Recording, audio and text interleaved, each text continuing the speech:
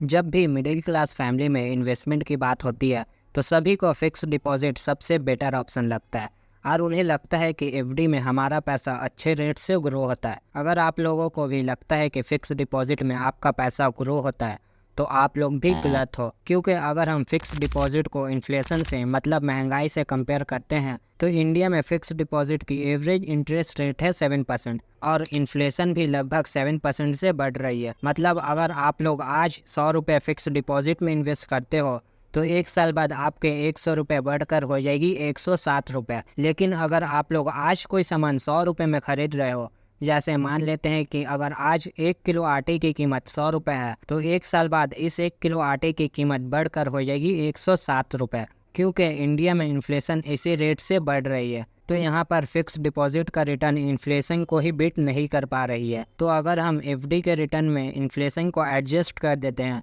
तो आपका पैसा फिक्स डिपॉजिट में ग्रो ही नहीं हो पा रही है। यहाँ पर आपका पैसा प्रोटेक्शन में रहती है, मतलब यहाँ पर आपके इन्वेस्टमेंट की वैल्यू बढ़ तो नहीं रही है लेकिन वैल्यू नीचे भी नहीं जाती है, मतलब यहाँ पर आपका पैसा सेफ रहता है। और दूसरी तरफ हम टीवी पर ऐड देखते हैं कि म्यूचुअल फंड सही है, पर क्या ये वाकई में सही है? क्योंकि इंडिया में सिर्फ 10% से भी कम पॉपुलेशन है जो म्यूचुअल फंड में अपना पैसा इन्वेस्ट करते हैं, और दूसरी तरफ 90% से भी ज़्यादा इंडियन पॉपुलेशन फिक्स डिपॉजिट में अपना पैसा इन्वेस्ट करते हैं। लेकिन म्यूचुअल फंड में ये नंबर इतने कम क्यों है? म्यूचुअल फंड में इतने कम लोग क्यों इन्वेस्ट करते हैं, जबकि म्यूचुअल फंड में हमें फिक्स डिपॉजिट से लगभग डबल इंटरेस्ट मिलता है, 14% के आसपास तो मिल ही जाता है। अब आप लोग सोच रहे होंगे कि म्यूचुअल फंड में फिक्स डिपॉजिट से डबल इंटरेस्ट मिलता है तो लॉन्ग टर्म में हमारे इन्वेस्टमेंट की वैल्यू भी डबल होगी, लेकिन ऐसा नहीं है।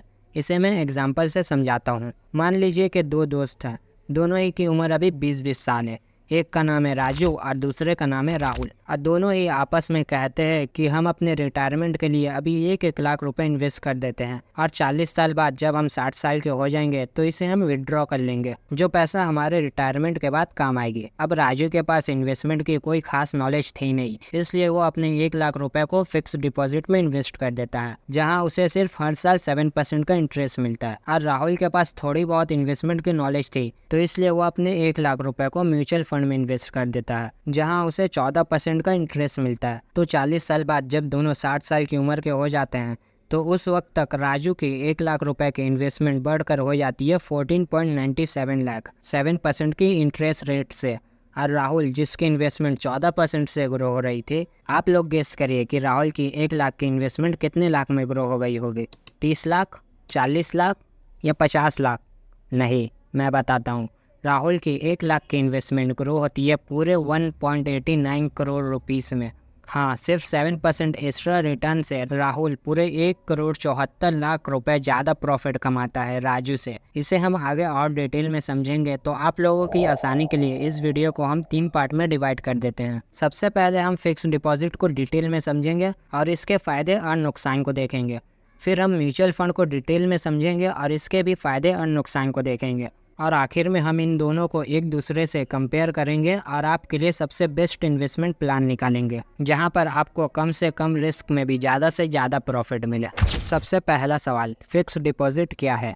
देखिए, फिक्स डिपॉजिट एक इन्वेस्टमेंट है जो बैंक या नॉन बैंकिंग फाइनेंशियल कंपनीज हमें ऑफर करती है, जहां हम अपना पैसा लमसम अमाउंट में इन्वेस्ट करते हैं और हमारी इन्वेस्टमेंट हर साल एक फिक्स इंटरेस्ट रेट से ग्रो होती है, जहां पर हमें पहले से ही पता होता है कि हमारी इन्वेस्टमेंट की वैल्यू 5 साल बाद या 10 साल बाद कितनी होगी। अब देखिए, एफडी में आप अपना पैसा एक फिक्स पीरियड के लिए इन्वेस्ट करते हो, जैसे 2 साल, 5 साल या 10 साल के लिए, जिसकी वजह से आपका इन्वेस्टमेंट एक टाइम के लिए लॉक हो जाता है। अब मैच्योरिटी टाइम से पहले आप अपना पैसा विड्रॉ तो कर सकते हो, लेकिन उसके लिए आपको एक पेनल्टी फ़ी पे करना होता है। अब फिक्स डिपॉजिट के और भी बहुत सारे फ़ायदे और नुकसान हैं, तो सबसे पहले हम इसके बेनिफिट को देखते हैं। सबसे पहला बेनिफिट है कि एफडी में रिस्क बिल्कुल कम है, क्योंकि बड़े बड़े बैंक के डूबने के चांस तो 1% भी नहीं है।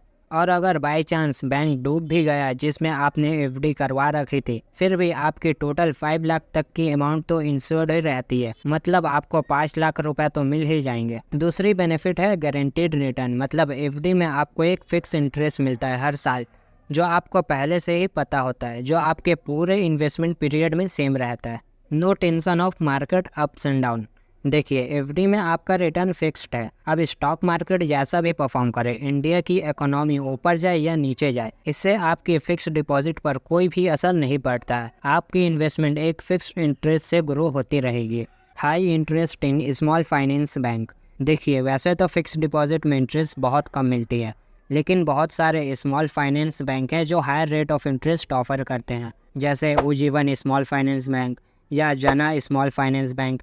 ये सारे बैंक 8 से 9% तक का इंटरेस्ट रेट ऑफर करते हैं, और इन सारे बैंक में भी 5 लाख तक की अमाउंट इंश्योर्ड रहती है। मतलब ये सारे बैंक में भी रिस्क बिल्कुल कम है। Loan again fix deposit. जब भी आपको इमरजेंसी फंड की जरूरत पड़ती है तो आप इजीली अपने एफडी के अगेंस्ट लोन ले सकते हैं। अब हम फिक्स डिपॉजिट के डिसएडवांटेज को देखते हैं। तो एफडी का सबसे बड़ा डिसएडवांटेज है लोअर रेट ऑफ इंटरेस्ट। मैंने पहले भी बताया कि एफडी में सिर्फ 6 से 7% का ही इंटरेस्ट मिलता है, जो कि इन्फ्लेशन को भी बीट नहीं कर पाता है। इसके अलावा अगर हम म्यूचुअल फंड या इंडेक्स फंड के इंटरेस्ट रेट को देखते हैं तो इसमें हमें 14 से 15% का इंटरेस्ट आसानी से मिल जाती है। No benefit from market growth. जब भी इंडिया की इकोनॉमी काफी तेजी से ग्रो होती है तो इसका असर म्यूचुअल फंड और स्टॉक मार्केट में भी होता है। स्टॉक मार्केट भी काफी तेजी से ग्रो होती है, जिसकी वजह से म्यूचुअल फंड से एक ही साल में 25 से 30% का भी इंटरेस्ट मिल जाता है। लेकिन इससे फिक्स डिपॉजिट को कोई बेनिफिट नहीं मिलती है, क्योंकि एफडी में इंटरेस्ट पहले से ही फिक्स रहती है। Penalty for early withdrawal. क्योंकि फिक्स डिपॉजिट में पीरियड पहले से ही तय होती है, मतलब 5 साल के लिए आप अपने पैसे को फिक्स डिपॉजिट में रखते हैं तो आप 5 साल के बाद ही अपना पैसा विड्रॉ कर सकते हैं। अगर आप 5 साल से पहले विड्रॉ करते हैं तो बैंक आपसे पेनाल्टी चार्ज करता है आपके इन्वेस्टमेंट पर, जिसकी वजह से आपके इन्वेस्टमेंट की वैल्यू डिक्रीज हो जाती है।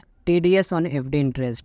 एफडी की इंटरेस्ट इनकम पर आपका 10% का टीडीएस कटता है अगर आपकी इनकम 40,000 से ज़्यादा होती है तो। और इसमें भी अगर आप पैन कार्ड शो नहीं करते हैं तो आपका 20% का टीडीएस कटेगा, जो पैसा सीधा गवर्नमेंट ऑफ इंडिया के पास जाएगी। Risk of inflation.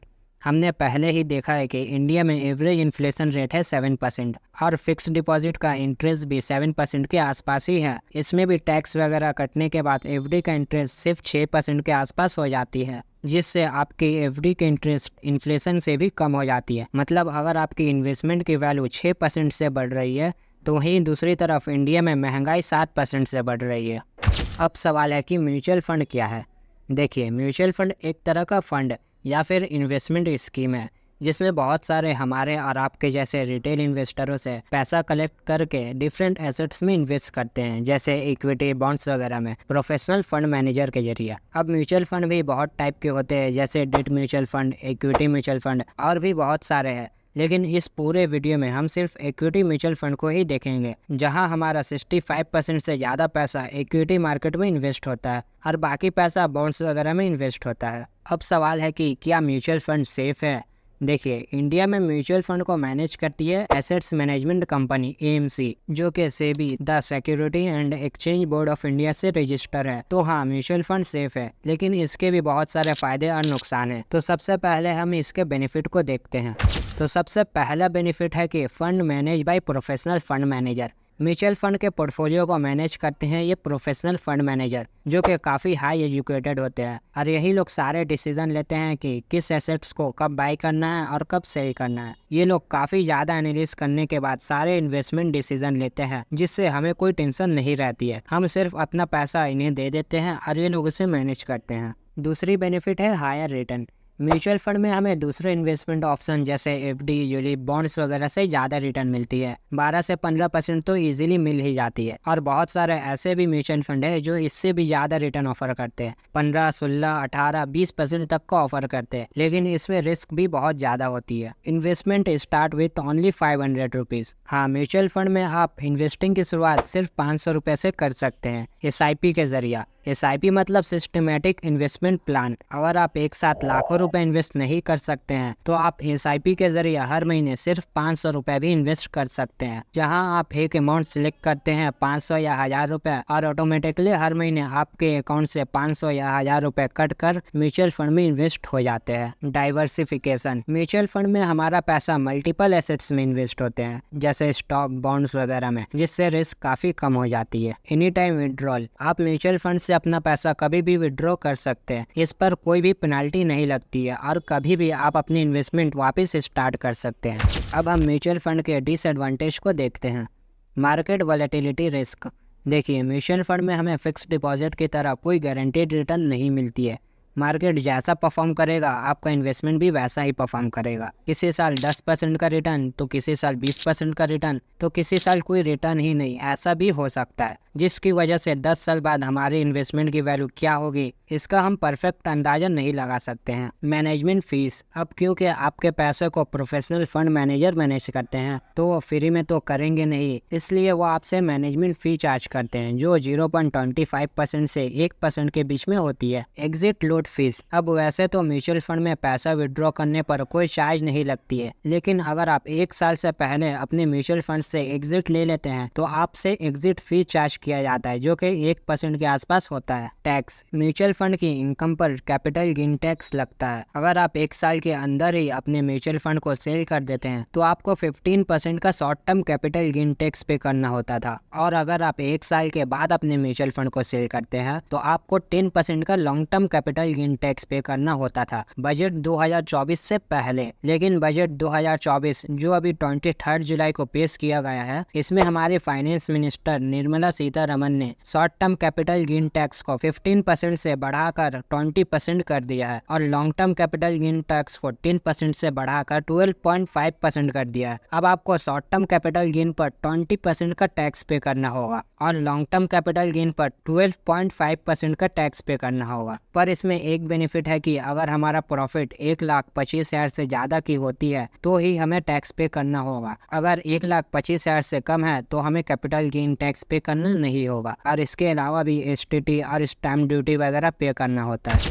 हम जल्दी से फिक्स डिपॉजिट को म्यूचुअल फंड से कंपेयर कर लेते हैं, उसके बाद हम आपके नीड के हिसाब से एक इन्वेस्टमेंट प्लान निकालेंगे। फिक्स डिपॉजिट में हमें लोअर रेट ऑफ इंटरेस्ट मिलती है, वहीं म्यूचुअल फंड में हमें हायर रेट ऑफ इंटरेस्ट मिलती है। फिक्स डिपॉजिट में हमें गारंटीड रिटर्न मिलती है 6 या 7% की, लेकिन म्यूचुअल फंड में हमें कोई गारंटीड रिटर्न नहीं मिलती है। फिक्स डिपॉजिट में रिस्क बिल्कुल ना के बराबर है, लेकिन म्यूचुअल फंड में रिस्क थोड़ी ज़्यादा है। फिक्स डिपॉजिट में हम अपना पैसा आसानी से विड्रॉ नहीं कर सकते, लेकिन म्यूचुअल फंड में हम अपना पैसा कभी भी आसानी के साथ विड्रॉ कर सकते हैं। फिक्स डिपॉजिट में हम 500 रुपये इन्वेस्ट नहीं कर सकते हैं, लेकिन म्यूचुअल फंड में हम 500 रुपये से भी इन्वेस्टिंग स्टार्ट कर सकते हैं सिस्टमेटिक इन्वेस्टमेंट प्लान के जरिए। फिक्स डिपॉजिट में मार्केट वॉलेटिलिटी का कोई रिस्क नहीं होता है क्योंकि यहाँ इंटरेस्ट रेट पहले से ही फिक्स होती है, पर म्यूचुअल फंड में मार्केट वॉलेटिलिटी का रिस्क होता है। अगर मार्केट खराब परफॉर्म करती है तो इसका असर म्यूचुअल फंड पर भी होगा। फिक्स डिपॉजिट में अगर हम फिक्स टाइम पीरियड से पहले अपना पैसा विड्रॉ करते हैं